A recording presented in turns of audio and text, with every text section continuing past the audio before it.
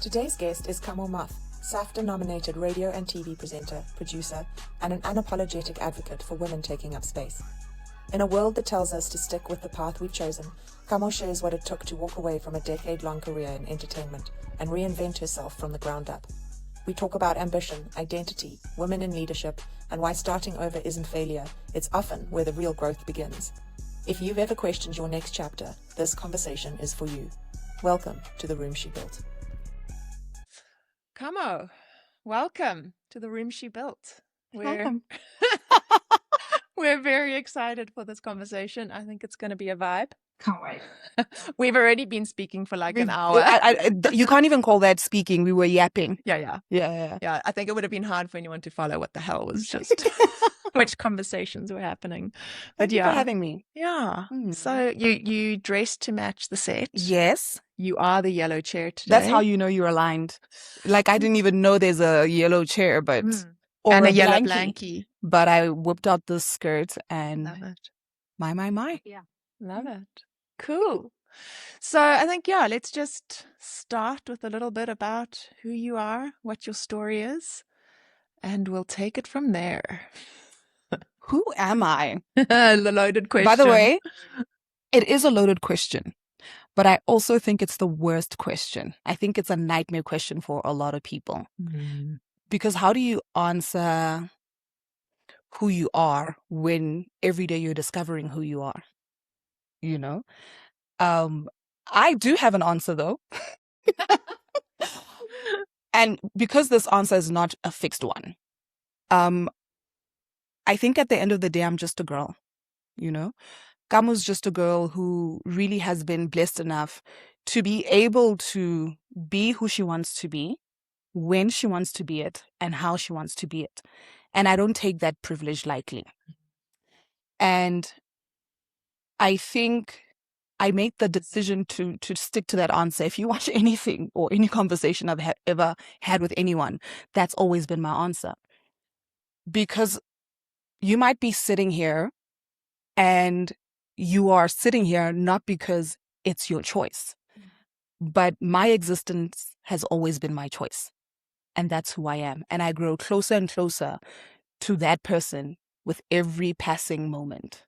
Yeah, that's amazing. What do you put that down to? Water. Water is an element. It always takes up the shape of whatever it's contained in. And it's something my dad would always say to me. I don't know why he used to say that. I think he thought I was like rigid. He was like, you gotta be more accepting. Because my dad is really calm. And he'd always remind me, Kamo, he calls me Kamshash. Long story. Very long story. But he would go, Kamshash, always be like water. You know, allow yourself to adapt, to fit, to shapeshift, because therein is also how you discover different aspects of yourself. If today you're a circle because we're in a circle, you're going to learn the powers of what it means to be a circle. Tomorrow you're in a square, then you're in a rectangle. Sometimes you're just ever flowing in a linear movement, which is what I did for 10 years in entertainment. I just was until I decided, let's pivot, let's shake things up, you know. So I would say Kamo's a body of water. That's the water sign. Pisces is a water sign. Aquarius is air. Yeah. Yeah. I always thought that Aquarius was water. No. I'm an Aquarius rising, so I'm cray-cray. Yeah.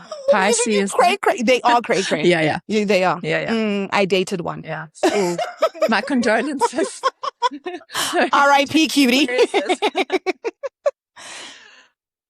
There we go. But we're back. We're back. Yes. I love that. So, yeah, I would say water, you know. But just to speak to you saying that I should have been an Aquarius, what you call my date is also being born on the cusp. So I have Aquarian traits as much as I have Pisces, but I relate more to being a Pisces. The fish. I'm a Pisces moon as well. So you guys, we could go on all day. She's like the ham between the two breads. Exactly. Love that. And so tell us, Kamo, so you spoke around, you know, when you were younger and you had a lot of influence from your parents, and the privilege that you were able to be brought up in. with your younger self, what was the dream? I wanted to be a Bond girl. Oh, you would have Yes. made such a good Bond girl. So my parents are divorced, right? But my dad has always been very present into my life. And there was never, if anything, if I would tell people at school, they'd think like I'm crazy. Like, what do you mean your dad was at your house yesterday when we went to go pick you up? You know, he was also at your birthday. He also came to watch the game. What do you mean they divorced? So our bonding time with my dad, we would watch movies. And my dad is a big Bond fan. So I was this little girl watching, Sean Connery. And I'm just like, who's this old wrinkled man? My favorite Bond is Pierce, by the way. Oh, really? Yeah. That's controversial. Why? Because wasn't he one of the shortest running Bonds? Well, he was the smoothest. And that's all that matters. I'm a Sean Connery fan all the way. Really? The amount of times I used to watch Dr. No. Oh, it was my best. I think somebody has a little crush here. I know, like old men. So from growing up watching Bond, I would see there was always a Bond girl, but at the time there was not a black Bond woman, right? And I had it I think I was like 10, and I had it in my head that like when I grow up, I'm going to be an actress and I'm going to be the first black blonde girl, Bond girl, blonde, because they're usually blonde. And that's what I wanted to do. It was just because I wanted to be in a James Bond movie. And I figured the only way to do it is to be an actress. And then Halle Berry happened. And then I was like, well, there goes the neighborhood. And then they just started like churning them out, Naomi Harris. And they just, but I wanted to be an actress when I was a little girl. Mm-hmm. And I mean, I still do. I still go to auditions and I've done a couple of things. Nothing big yet, but when you come from Bloom and you didn't study drama, you did the sciences and the law, and then I moved here when I was like 27. Everybody told me you're too old. Who starts a career at 27?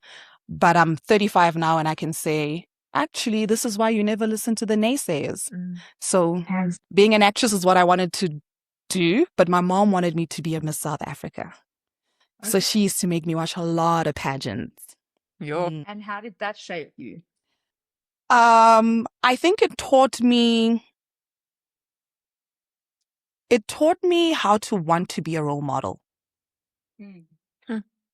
Because I would watch the likes of Karishini Naika, Amy Kleinhans, Basitsana Kumalo, and there were these women who were smart, who carried themselves in a certain way, who I looked up to. So once I entered the media space, that's what I wanted to emulate, especially in a world today where there's such a lack of role modeling for young girls. Now we get people saying, well, you should want to look up to your mom, not me. We have a lot of public figures trying to divorce themselves from the responsibility of being a public figure.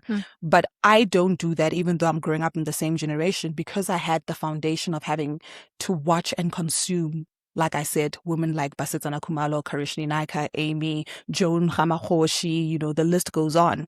And so it definitely created a need for me to be the best woman. Yeah. So how did you end up in radio?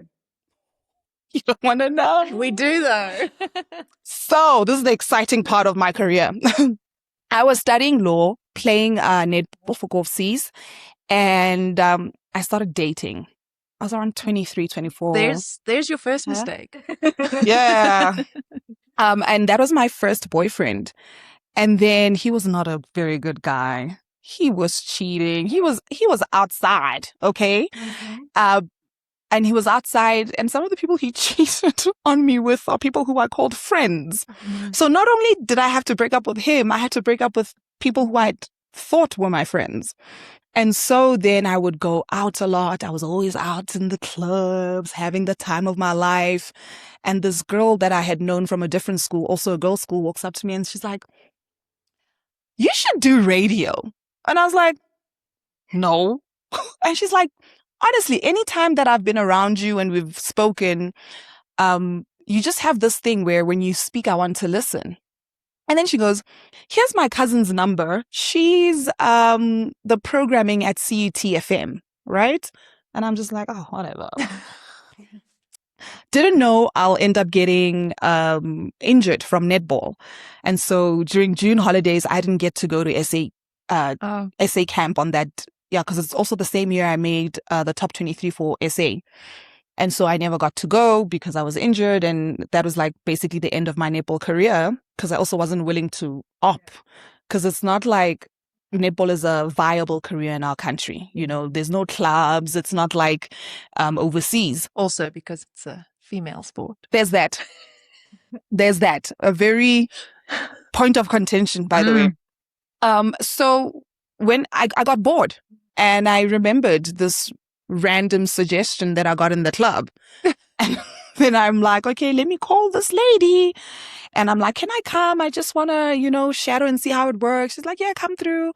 I come, we sit down. She's like, so what do you want to do? I'm like, I don't know. Your niece said I should talk to you. She thinks that I'd be great on radio. And she laughed at me. Oh. And she's like, it doesn't work like that. I'm like, well, how does it work? Show me, And I'm like, any case, also I had an ego because I was a jock. I'm like, well, whatever you have to teach me, I can do it better than you. Oh, love it. And then she said, bet. And then the next day I was interning, shadowing, and there was this guy called Alforza, RIP, who passed on recently. And he was doing 12 to 3, a show called from 12 to 3. I forgot what it was called. I mean, it was in 2016. And we would have these crazy off-air moments where we're just like chatting it up. And one day he's like, this material is too good. He switched on his mic. Oh. And then he got suspended, and then I got to stand in on his show. And when he came back, there was like, that's your new co-host. And that's how I ended up in radio. Oh, my word. Yeah. And did he get suspended because of the conversations that you were having? No, because he's not allowed to. You can't just decide you want to put Karen on air. Well, it worked. That was a gamble that worked. It was. And I'm forever grateful to Alforza, because after that, then everything just started happening for me. DJ's Boo, who's, iconic in the radio space. He came, he was doing a tour where I think he was going to different like community radio stations and just like doing the breakfast show, and he would go to a station and be like, give me your best 5 and let them sit on in a show and just learn from the best. And they had their breakfast team there, right? I wasn't doing breakfast. I remember doing 12 till 3, but I also had a hip hop show on Sundays, which people used to love. It was Unhinged, Wendy Williams, Breakfast Club. I was speaking out of my neck, literally.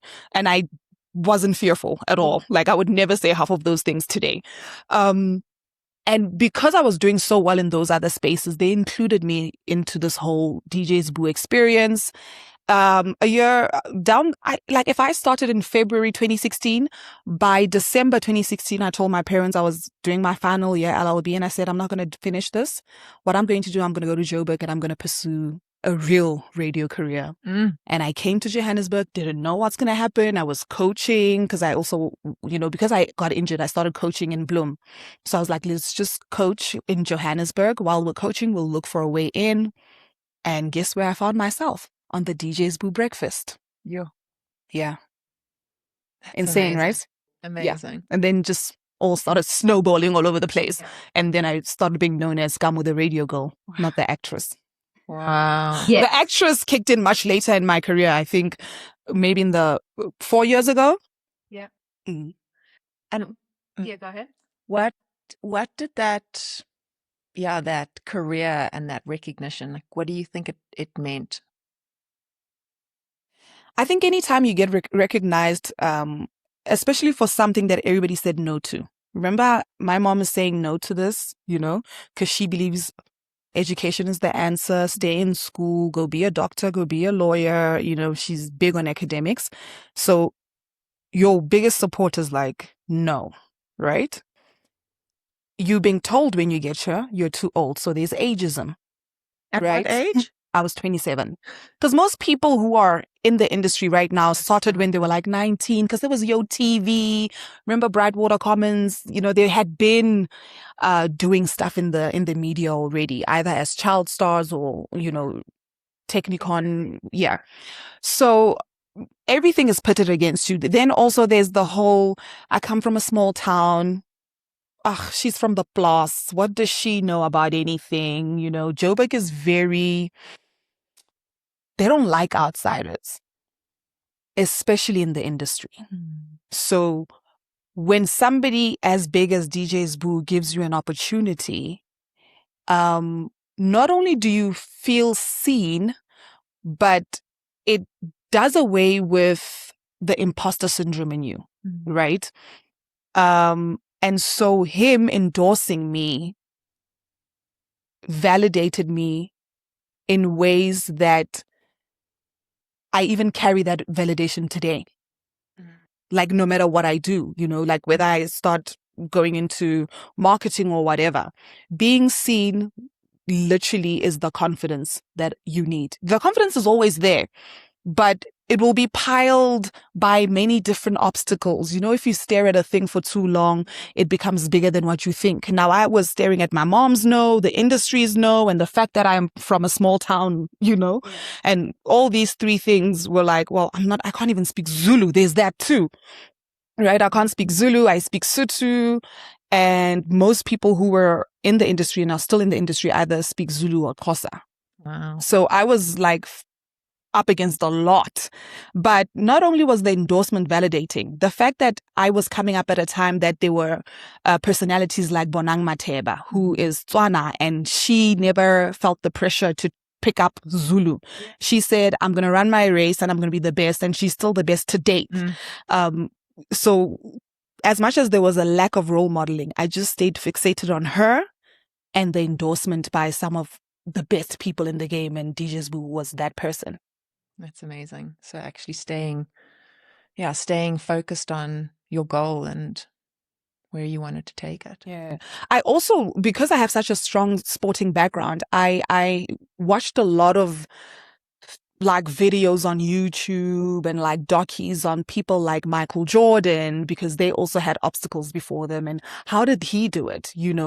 Kobe Bryant, how did he do it? You'll hear as we go on. I have like a lot of sports references, Michael Jackson, how did he do it with an abusive father, and a shy personality and like 10 other siblings who are just as talented? How was he going to stand out? Serena, the story of, so I was always just consuming things that were going to fuel or rather water the seed that DJ's Boo had planted. Yeah. And where do you feel that the confidence came from? Do you think it came from when you were younger and it just manifested? Because a lot of people get the opportunity, and something my dad had once said to me is, because we didn't come from any form of privilege or anything like that. And he said, if you can get a toe in the door, you keep that toe there until that door opens. And I feel like you have something very similar in that sense, because it's very easy to have something like that, but still play a victim on the other side, where you like just flung that door open. You're like, I'm here. Like, where does that come from? Firstly, your dad, he ate, okay? I have a similar thing, but it's not about it's not the toe. My dad used to say to me, just get in the room. Doesn't matter if you came through the window or the back door, you gotta just get in. Don't be so fixated on getting in through the front door where you are welcomed by whoever, because if you wait for the front door and whoever tenders at the front door, my baby will get nowhere, So I definitely get the confidence from when I was a little child. I really have amazing parents and an amazing family. So my aunts are just as amazing as my parents and my cousins and in a way, so a thing that my mom used to do, she never used to tell me things like, oh, you're so pretty. No. I come from a home where I was told you're smart. And if I'm getting 70, it's like, but I know you can get 95, right? My mom is very tough.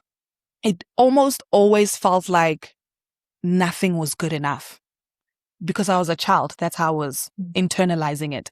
It's only when I was older that I was like, when it drops, So it definitely comes from my mom constantly pushing me and wanting me to do better, and then my dad cushioning my feelings while she was being tough. My mom is the tougher parent. My dad was the softer one. And so for every yin, there's a yang, and so for every, you gotta do this, you gotta, like, my mom was like so tough that it's like, Why play a sport if you're not going to be 18 Yeah. or the captain? Why are we going to this match? Are you the captain? You are not. Okay, what do we need to do to get you there? Wow. You know, if you're going to do something, you have to be top 2 and not 2. Mm. And that's how I grew up. So it's like breeding the ambition. Yeah. So for every chirping she did, my dad did the coddling. Yeah. Right. And I think that just created the perfect balance in me. And then I would go to my grandmom's house, my grandmother's house, and she would always like tell my cousins, look at her, she does so amazing. You know, even if there was somebody else outperforming me, but she would always sing me praises over and over and over. And I think another thing that I don't take lightly, and I tell a lot of people this, because of the type of family I came from, the universe has conspired to give me the same type of friends. Mm. Do you think that's the universe, or do you think that's you? Like, I think, let me tell you why I'm saying it's the universe. Okay. Because I believe in a higher power. And I'm choosing to say universe because I don't want us to get too religious about it. It can be God, it can be Allah, it can be. But the energy, the superior power that exists, I believe it does conspire in your best interest. Right? And I always say when something is something is out of tune, then the universe works overtime to reestablish equilibrium. And right? it sends you the little nudges. Yes. And so I can't say it's me because I'm not going around looking for it. It's almost like it's happening to me. I meet you at the gym. I don't know why we click. Next thing I'm like, she's like my mom. She's like my cousin. She's like, it's like Penny. Penny was like my second mom, you know, and that's how we met. Penny became like a deputy mom to me. And we met on, like, I was doing radio and they were like, oh, this is how you're going to do radio with now. It's no longer DJ's Boo. And I was like, I don't want to do radio with a woman.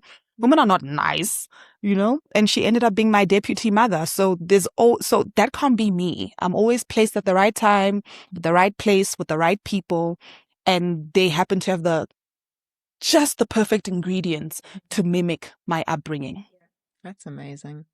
And it's also the energy you're putting out there, right? Like the universe always because rises, I believe that then to meet you. It rises. Yeah. Exactly. Amazing. Would you have rather?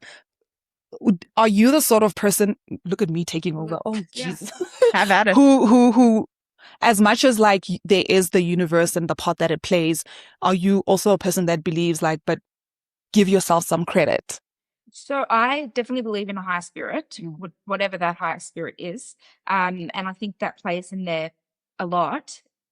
But I also feel that your mind is a very powerful place. And I think that you need to also see the opportunity and take it with both hands. Otherwise, life's going to happen to you. And we don't want that because it doesn't always happen in the right direction or the way, or the way you think you deserve. Yeah. You know, and which can consume you. Which can consume you. Yeah. And I think so few people actually realize the power that they have to control their own lives. So many people are happy to sit back in the back seat and say, oh, this thing happened to me. And none are willing to actually take accountability for the fact that the universe rises to meet you, whatever you're putting out there. Yeah. And you have to have the aligned action. So you can have that dream, but never once did you sit back and do nothing about it. Oh, yes. I mean, I broke my mom's heart for my dream. Yeah. I literally broke her heart, you know.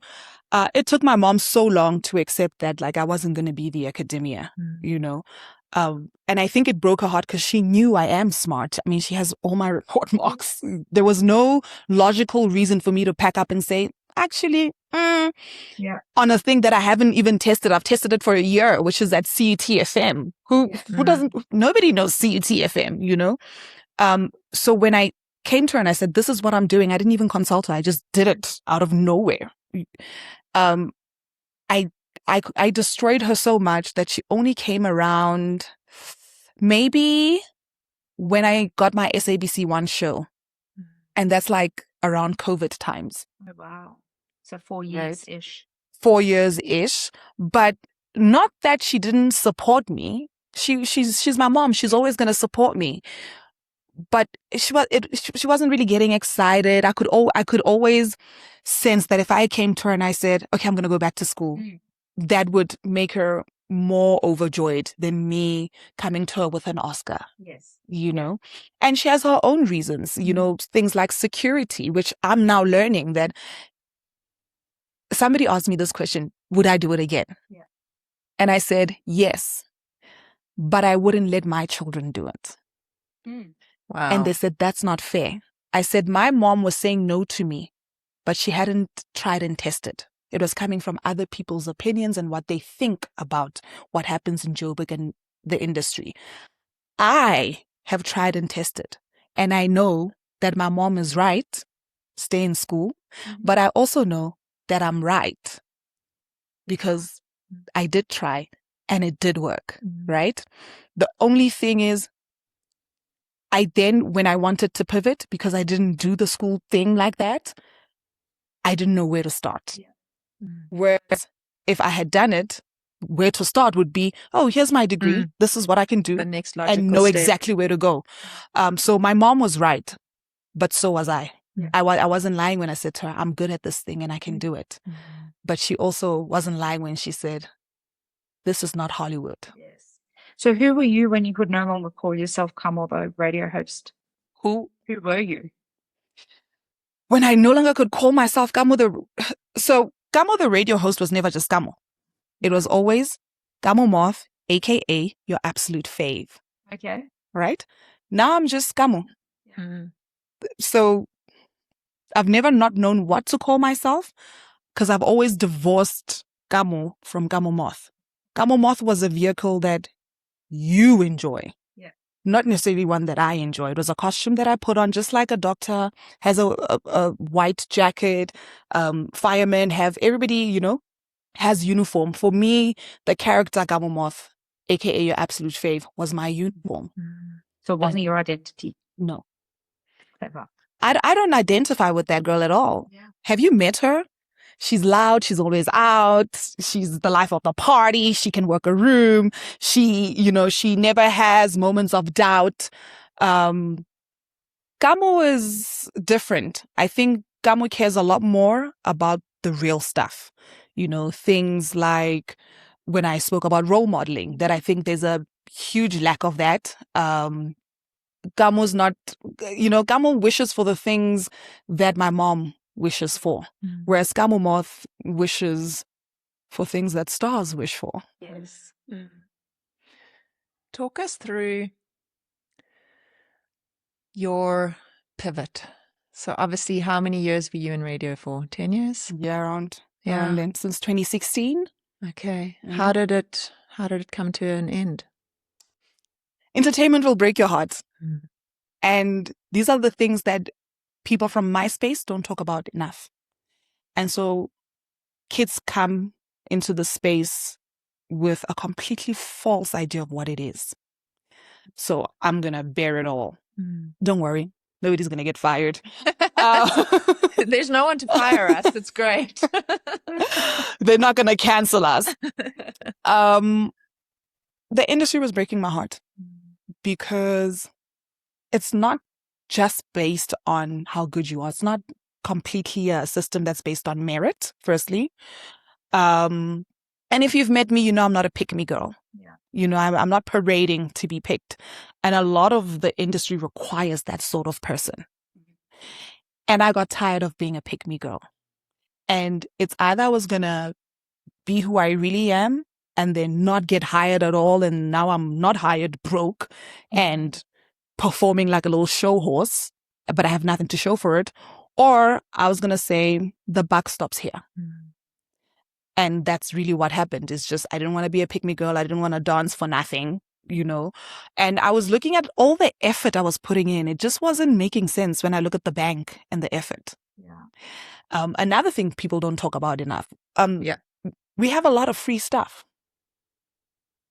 But free stuff doesn't pay your bills. Free stuff means nothing. Yeah. You know. And not only do we have a lot of free stuff, when I got into production, I also realized that it was such an unthankful job. You know how in Hollywood it's revered when you're a director and a producer. Here it's not. They revere talent more here. And the bulk of the work gets done by people behind the scenes. But you get paid peanuts. You are treated like nothing. And I love myself too much to allow an industry keep me at the bottom. No. I think it's also because I'm not desperate.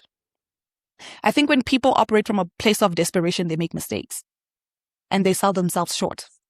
I was never desperate to be in entertainment. I did it. Remember in the beginning what I said? I've been blessed to be who I want to be, when I want to be, and how I want to be. Yes. That's what it ties into. I chose to be here, not because I couldn't perform academically. I've always had my brain to fall back on, and I knew that and I understood that. That's why I can walk away. But with the same confidence that I'm walking away, I can also walk right back in because I also know that I'm damn good at my job. Yeah. Which is quite a freeing place to be, right? Yeah. All these options. And I think a lot of times because we have to work and we have to get a salary, we hinge that on you need them. No, they need us. Nothing, you're a business owner. If your trainers, you need them more than they need you. Yeah. What are you going to do? Train them by yourself? No, All 1,000 of us. exactly. Different sessions a day. When you're a mom, you're a wife, and you just need your own me time. They're the heartbeat. So I always understood that I'm not desperate for anything. If anything, you need me. And if it stops serving me and it becomes one-sided, I believe in mutual beneficialness, then I'm just going to pack up and go and look for the next thing. Yeah. And I'll find it. Because I'm Kamo Moth. And to that, like not in a spoiled brat kind of way, and not in an entitled way, because that's where the fine balance, I believe, is in today's day and age. Is there's so much entitlement and everyone with this instant gratification that they're expecting things. But you gave 10 years. I did. And like you said, you've got a brain. You're not stupid. No, that's enough time. I gave 10 years of my creativity, Yes. my time, didn't see my family. Yeah.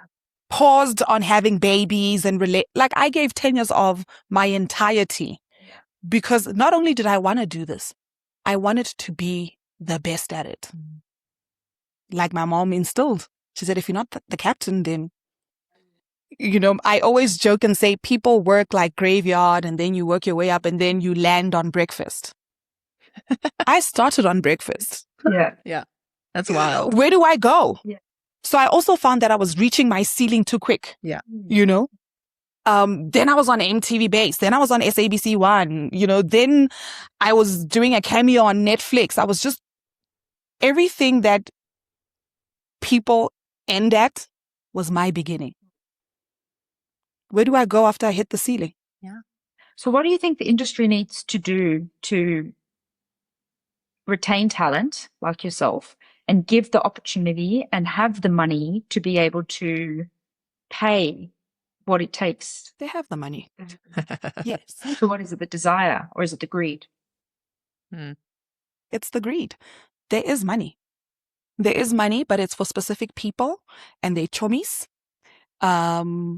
And again, like I'm not going to audition for something, but you're the executive producer and you're going to give it to Pam's production company and they're going to come with Altus and Cassandra. And it becomes, so there's a lot of plugging, but I'm plugging my circle, so that needs to get fixed. Things we have to go back to giving credit where credit is due. Otherwise, we end up with a watered down entertainment. Yes. Not everybody in entertainment right now is talented. I think it's completely watered down. I think the quality and the standard has dropped tremendously from a broadcasting point of view. And that's because we're employing influencers and pretty girls for the sake of being pretty, and Kamo who's dating the CEO at whatever broadcasting thing. So we're completely destroying the thing that we're trying to build up to be a Hollywood. Make it make sense. But do you think that it's the same thing is happening globally, or No. do you think it's here? I think it's here. I mean, look at the coverage of the Comrades Marathon on Sunday. Shameful. there's like a bird in the sky and suddenly some grass. Oh. There was Then- never the finish line. There Yeah. was never actually run like Yeah.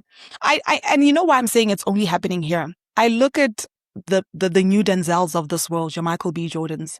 They're still maintaining the standard. Look what they did with the movie where he's a vampire and he just won the movie with the vampires, guys. Give me a phone. I need Twilight. not Twilight. No, that's Edward. That's Robert. But okay, one of the characters is Smoke. He plays twins. Sinners.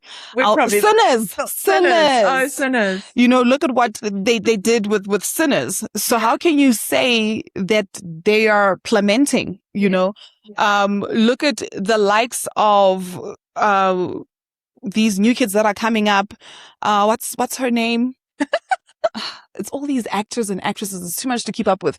But anyway, if you look at the new generation of entertainers in Hollywood, the bar didn't go lower and it didn't stay the same. It got wider. It got wider and bigger, and they pushing boundaries. You even hear how the thespians speak about these kids. You've heard how Denzel speaks about Michael B. Jordan, how Viola speaks about the upcoming people in the Kerry Washingtons. Look at what Shonda Rhimes, you know, has managed to do. And who's our Shonda Rhimes? No.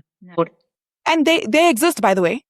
It's just not being given the opportunity, the seat at the table, because I want my Chomi Tabo, who's a man, to do the job. You know, so it's definitely only happening here. I have no proof that it's happening elsewhere. And until somebody can come to me, then I stand to be corrected. Talk to me about Just a Girl Productions. So, Just a Girl, so during COVID, right, it's always a heartbreak, you know? I had another heartbreak. It has to start from somewhere. Always a boy. Shout Always out a to the boys. boy. Thank you for always pushing me to be a great person. They give us the best You guys- hairstyles. Every time you break my heart, you remind me why I'm the girl that I am. Every single time. So, broke up with this guy, decided, I'm going to cut my hair. Everything gone. I think that's when you met me. That short blonde hair. Yes. Cut everything, went blonde. I was Amber Rose, just a baddie in the streets, right? However, I hated not having hair. I'd had hair all my life. You know, I was the girl that my mom used to put me in pigtails. I wanted to look like those dark and lovely girls, you know, relaxer. Yeah. Baby girl, I thought I was American with my nice bougie hair, you know, blowing in the wind. I grew up like that. Like we put a lot of emphasis on like, you must be well put together. You must, I mean, you said the other day, you always look so pretty. Girl, you gotta look pretty always. And so now I don't have this hair. I have nothing to hide under. And I'm saying hide because we also grew up where beauty standards was completely skewed. You either had to be fair-skinned, smaller lips, small eyes, like very small features. And I've got none of those. Now there's no hair. And everything is just like, bam! And I was like, I'm scaring people. And I felt so uncomfortable even just staring at myself. Wow. And because the entire experience of me having short hair was so traumatizing to me, I would never cut my hair again, by the way. I started wondering, are there other females who hated cutting their hair? Because when we watch movies, it's always, yes, it is always because a man broke my heart. That's what they put out there, right? But they're also always like find a new sexy about themselves. I lost all my sexy. And so I was like, I need to find women. And I started being on the internet and it just so happened, again, universe. Everybody at the time was cutting their hair and losing their minds because COVID. And I came across different stories, different reasons why people were doing it. There's a girl who cut her hair because she had her first baby and she just wanted to shed everything and come into her womanness and her motherhood, you know. And then another girl, she lost her mom because, you know, we cut our hair when we lose your immediate family. But also her story was fascinating because the reason why she cut her hair was the same reason why she glorified her hair. So her mom was similar to mine in that hair is important. A girl always has to have long luscious hair. And then now girl, you died on me. Now I have to cut it, So there were all these different, and then there's a lady at F45 that I met, Kim Hicks. We spoke and she said she had to cut her hair, blonde, beautiful woman, because she had surgery. I think she had to remove her tumor or something. So I started realizing, it's not because of the boy. We have different reasons. And all 5 of us had different journeys and feelings during that short hair. And we came out as 5 different women at the end. But what I found was they all tied into some woman in the world, the different reasons. And I said, I want to do a documentary. And that's what forced me to start Just a Girl Productions. Oh, wow. So Just a Girl Productions was a result of me hating short hair and wanting to know if I was alone. Yeah. And found that you weren't. And I found that I wasn't. And it's been the most beautiful thing that I've ever done, I think, ever in my existence. Because I've had messages on Twitter, mostly men. On Twitter, mostly men tell me, yo, this is exactly the type of content our daughters should be consuming, Wow. And then on YouTube and like Instagram, it's more the females that are talking to me. But I think even the women who became part of the documentary, a lot of them send me a text saying, this is the therapy I never knew I needed. Wow. And that's what I'm saying. I think it's the most beautiful thing I've ever done. Just a Girl Productions. And there'll be more. Because people have been like, let's do something on bodies because, we started working out because we saw you and you're doing it the right way and the healthy way. And, a lot of people are posting videos, but they like on drugs and all sorts of things and lying to us. And we've followed you and we can see you in there every day. Let's do something on skin, So everybody's like asking me to do another thing and maybe it should be a series, the hair, the skin, the body. But I'd like to do a sports documentary next. And this one, I want it to be big. I don't want it to live on YouTube. Yeah. Love it. So your story is very much one of reinvention. Yes. From professional netballer to Girl. studying lawyer to radio personality, entertainer. Actress to marketing now. Yeah.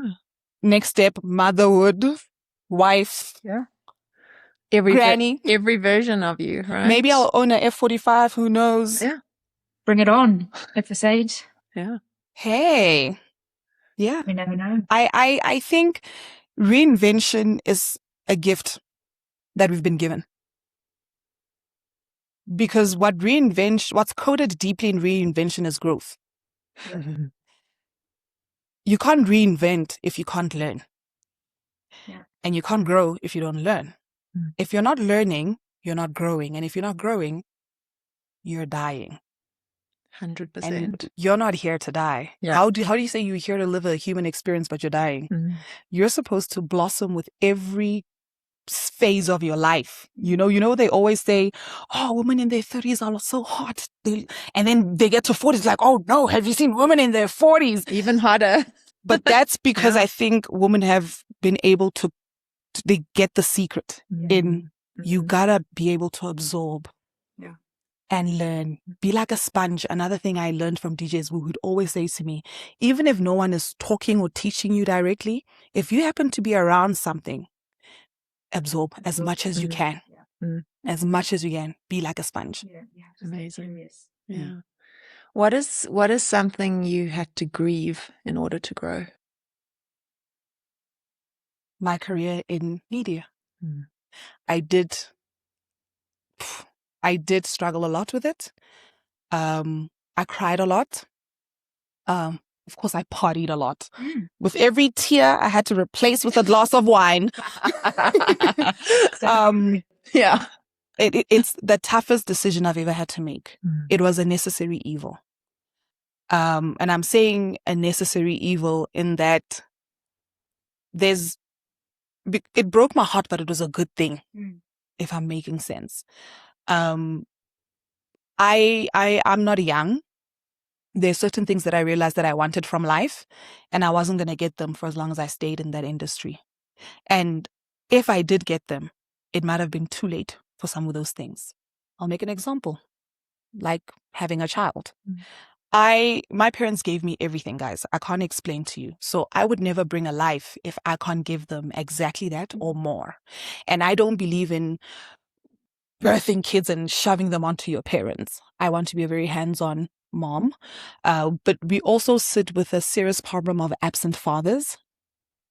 And I need to know that if he's going to be absent, I can take care of my child. Mm. I'm not going to be running around South Africa chasing a man. Yeah. I need to be able to take care and give that child the world, irrespective of what happens between me and a man. Yeah.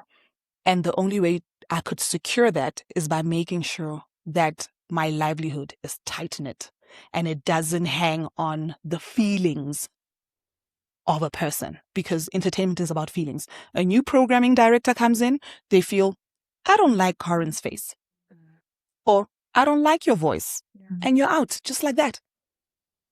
You're out. So I can't hang my livelihood on somebody's subjective feelings.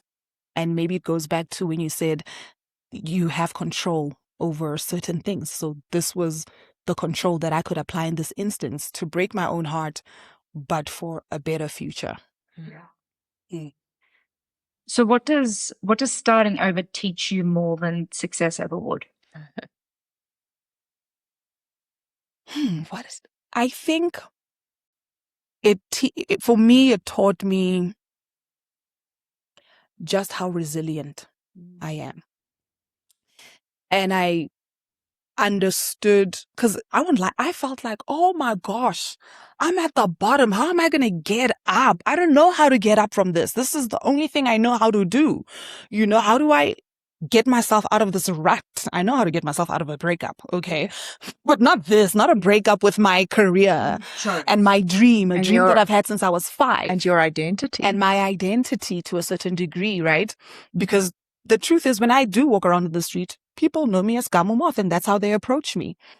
And so resilience, I could feel myself breaking, but I didn't break, even though I could feel it. And it goes back to the obstacle. When you're focusing on an obstacle, maybe that feeling was never even real. It's just because I was so fixated on being at the bottom. I was like, I'm breaking. I can feel myself breaking. I don't know how to get up. I don't. And when that happens to me, I isolate. So some people go out, I isolate, and I'm not really as chatty. You'll only see me chatty if you bump into me in real life, but I'm not chatty over the phone and stuff. And I remember my mom would call me and she'd be like, it's been 3 weeks. You haven't spoken to me. I'm worried about you. Should I get you, a psychologist? Because losing your job is a type of grief that we don't talk about enough. And you can see someone for this, so I can arrange it for you. And I'd be like, yeah, I'll go. And she'd organize it. And then I just wouldn't show up. Wow. Because I didn't know if I could have this conversation and not cry. I mean, even now, every time you ask me, I'm like, I can feel them. Together. And then I'm like, and that's resilience. Mm-hmm. Just, you can't break me. Even with what happened to me now, I'm like, I don't think I'll ever cry over a boy. This is how much this thing has made me strong. Yeah. I don't think I'll ever cry over a boy, a friendship. Those are small things compared to the heartbreak that I just come from. Having to divorce your dream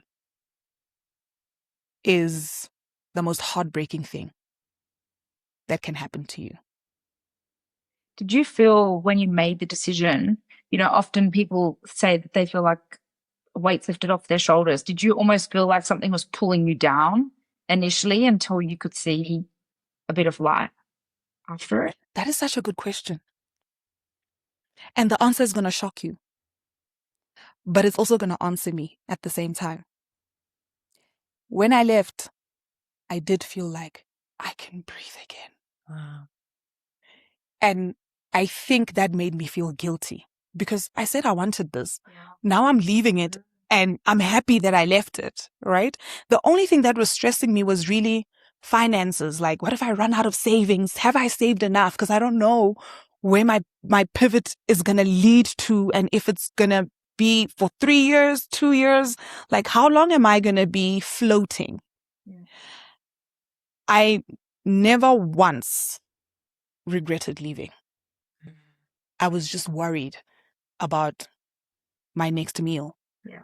If I have enough. And you know, like when you leave your job, everything will happen. Your car will break. Yeah. Of course. Somebody will pass away. You've got a wedding, a baby shower. Like all of a sudden, everything needs your money, right? And that was what was stressing me and putting pressure on me, but not the leaving. And that's how I also, now in hindsight, and they say hindsight is a gift, I know it was the right decision. Yeah. Thank you for that question. I didn't make a mistake. Good.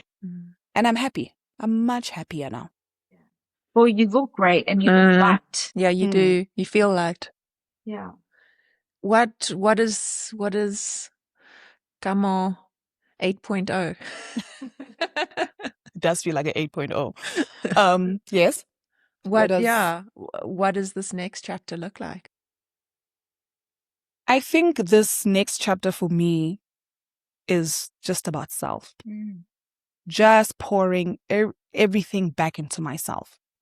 And maybe that's why you see me having fun all the time. Like I have the time of my life, guys. I'm not going to lie to you. Even if I'm just like chilling and having a brunch, I'm happy to be around people. I love people. I really loved. I could sleep over, babe. Do you want me to sleep over? Sure, you know, like the bed's I'm ready.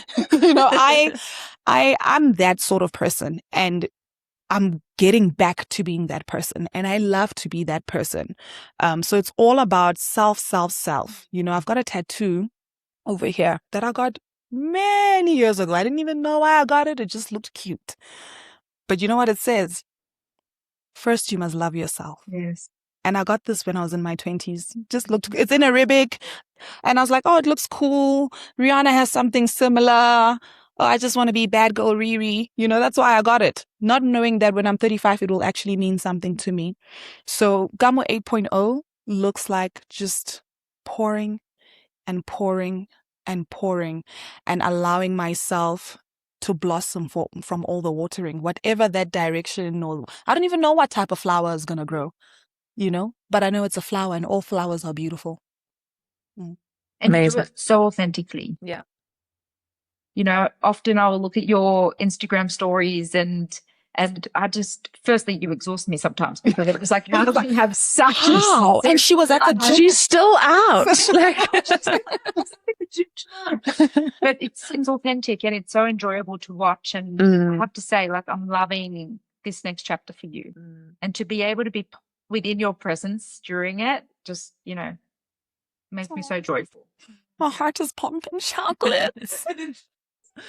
Yeah, This is so girly, by the way. I know, it's amazing. That's why we built this room. Yeah, to have I love it. chats. The room she built. Why did you go for that name?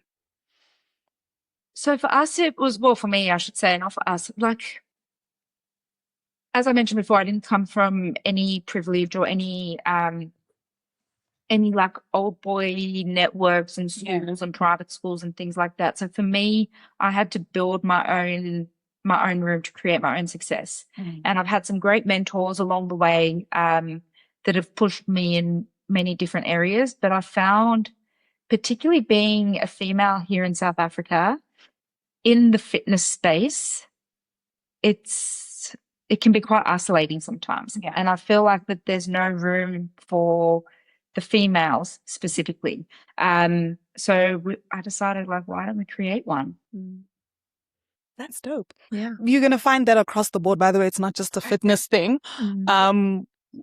It does feel like everywhere you go, there is no room for women. Yeah. But that's why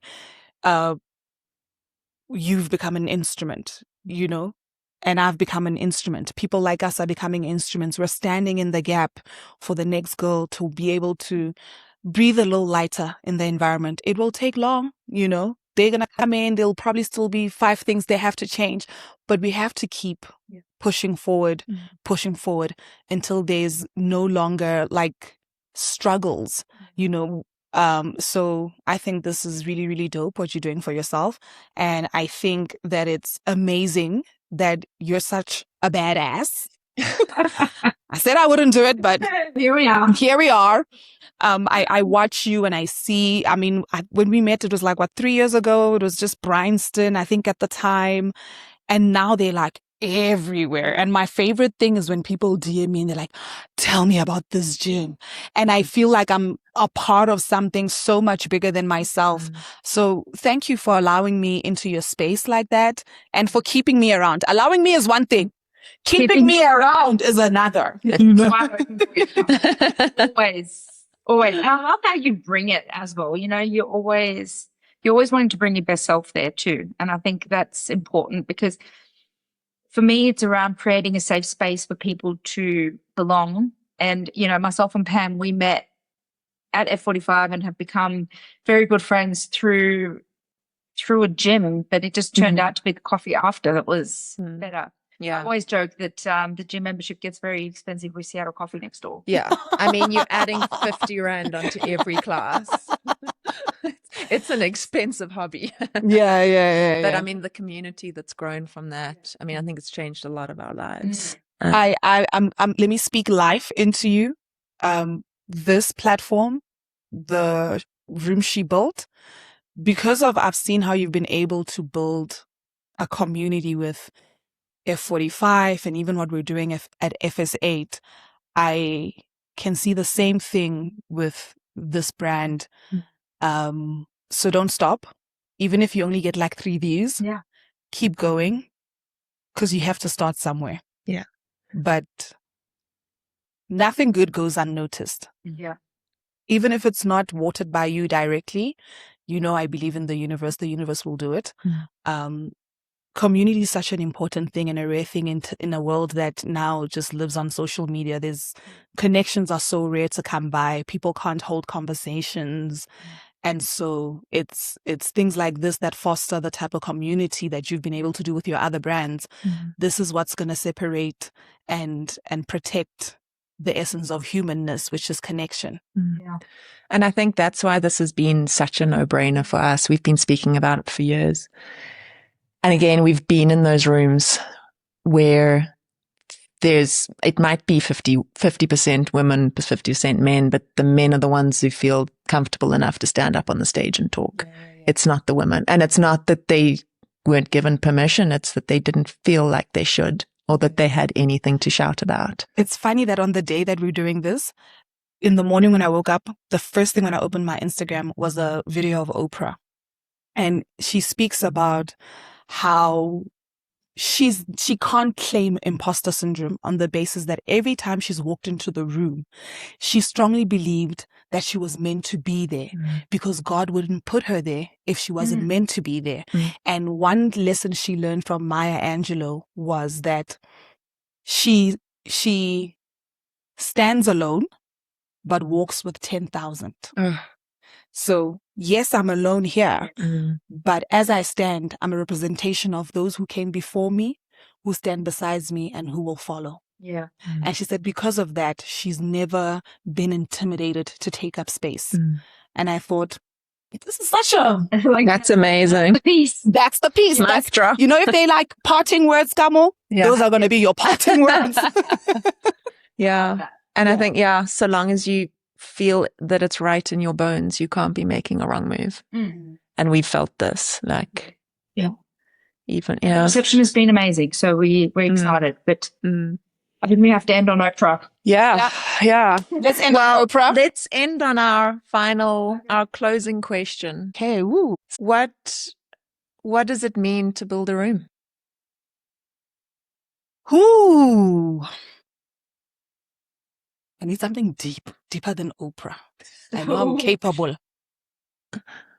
I think what it means for me to build a room is to create a safe space where one can be, where one can grow,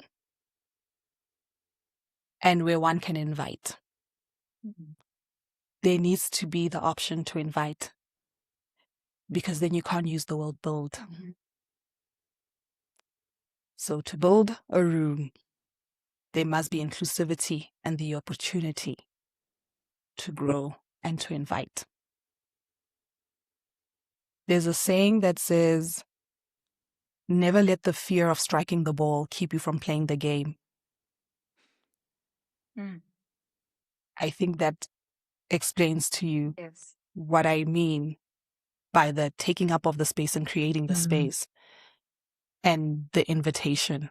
The invitation comes in because in everything that you do, you need to aspire to inspire. My aspirations need to spark the next thing, and that's the invitation. Mhm. So everything we're trying to do here only becomes building if the next person can occupy it, not just yourself.